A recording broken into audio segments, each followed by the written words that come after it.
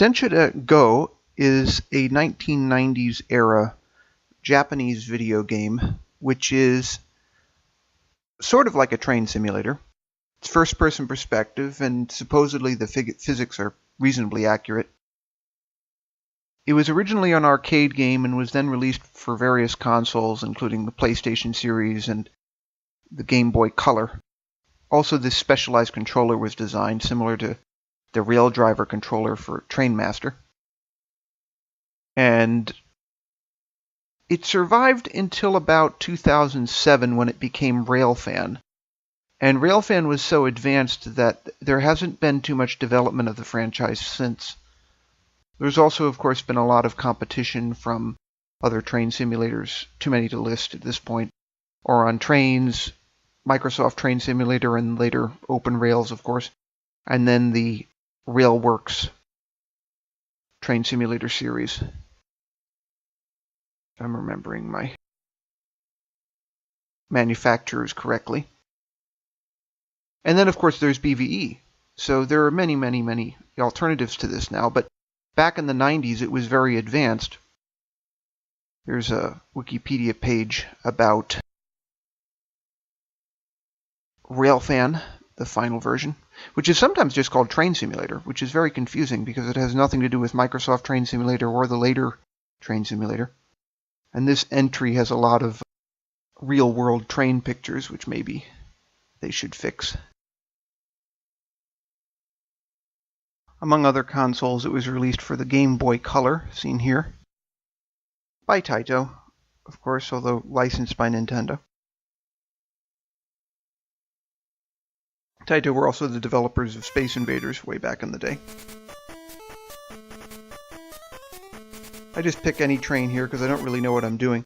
The whole game is in Japanese, which makes it very hard to figure out what you're doing exactly if you're not a Japanese speaker. I believe that's the departure board. I think it's kind of obvious. And you have to drive your train with Japanese levels of on-time performance, so within 30 seconds of time, which in real life would be 20 seconds if I'm not mistaken. So it's actually a little bit easier than driving a train in Japan for real. Teeny bit. So here I'm fighting with the controls. I eventually figured out the brakes were A and B, and the throttle is controlled by the arrow keys. But that, as well, is really confusing. I think they could have developed a better interface. But of course, if you are Japanese and can read the Japanese manual, and then that's all sort of obvious.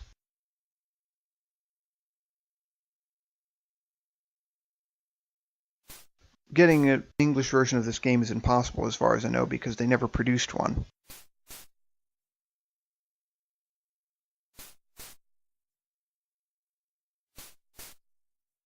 There it is, 25 seconds. You have to be 25 seconds within time. That time count in the middle there only starts counting when you're late, actually. As long as you're going to time, you don't get in any trouble.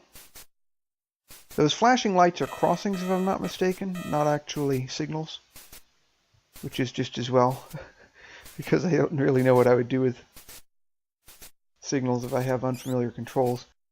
Here I'm standing on the brakes really hard because that countdown at the bottom there is for the number of meters to a stop, and it just seems like I'm far too close for comfort.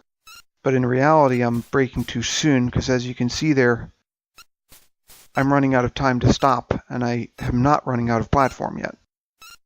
I completely miscalculated the braking distance because I just don't play this game very much. It's a simulator, but it's not.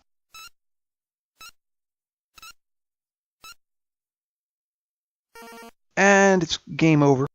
And that's it. I wanted to include this just because of the history. It's an important game in the history of train simulators. Thanks for watching.